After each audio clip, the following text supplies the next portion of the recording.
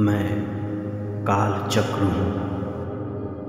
सदियों से महापुरुषों, संत महात्माओं, ऋषि मुनियों, देवताओं की किस्से कहानियाँ अपने में समाये चला आ रहा हूँ।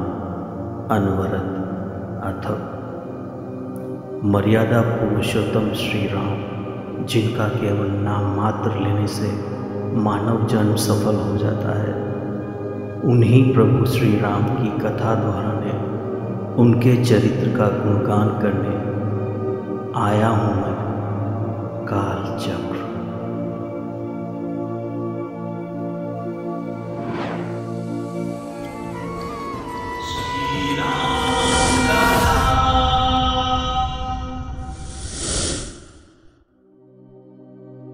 राम जन्म से पूरी प्रजा खुशियों में झूम उठी। नगर नगर बधाइयां बजने लगी। कौशल्या की मात्र छाया में, राजा दशरथ के लाड़ दुलार में बालक राम हंसते खेलते, रूठते गिरते पड़ते संभलते बड़े हो गए। समय बीतता गया। श्री राम का बचपन खेल कूद में गुजरा और साथ ही गुरु से शिक्षा भी प्राप्त की। अस्त्र शस्त्र शास्त्र शिक्षा में निपुण हो गए और इस प्रकार श्री राम की शिक्षा दीक्षा परिपूर्ण हुई। जय श्री राम।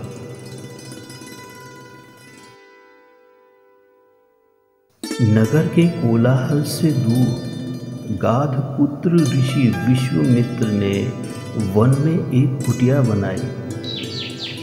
पेड़ों की शीतल छाया में एक दुनिया नई बसाई।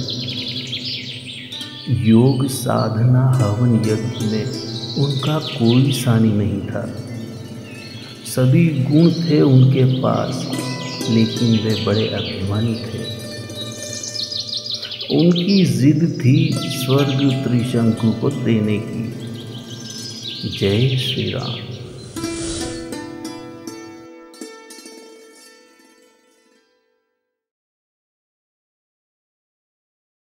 जब जप तप योग साधक दैत्यों के आतंक से त्राही त्राही करने लगे, तब विश्वामित्र मुनि राजा दशरथ के महल में आए और कहा कि उनको दिव्य दृष्टि से पता लगा है कि प्रभु राम अवतारी हैं। सारे जग की रक्षा करने हेतु ही प्रभु श्री राम ने अवतार लिया है।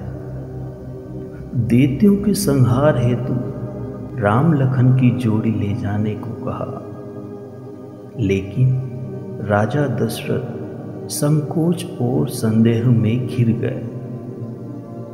गुरु वशिष्ठ ने दशरथ के सारे संदेह मिटाए। फिर राम लखन गुरुजनों और राजा दशरथ की आज्ञा पाकर मुनि वशिष्ठ के साथ चल दिए। जय श्री राम।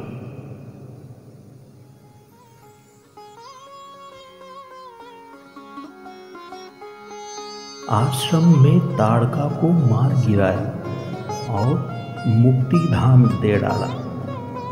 आश्रम सहज हो गया और श्री राम ने मुनि से कहा कि मुनिवर, आप निर्भय होकर हवन कीजिए और मेरे होते हुए मुनिवर दानों से डरने की आवश्यकता नहीं है।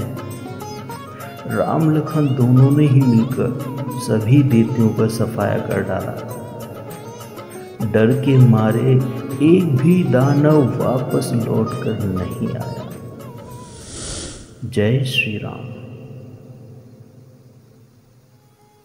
जनकपुरी से जनक राज का एक निमंत्रण आया कि धनुष यज्ञ का आयोजन है।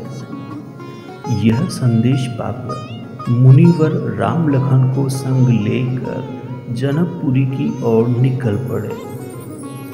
रास्ते में आश्रम आया जो ऋषि गौतम की सुनी कुटिया थी। शिला के रूप में अहिल्या पड़ी थी। श्राप का स्मरण हुआ तो श्री राम शीला को चरण से छुए और अहिल्या फिर से नारी रूप में आ गई। राम की महिमा अपूर्व है। जय श्री राम।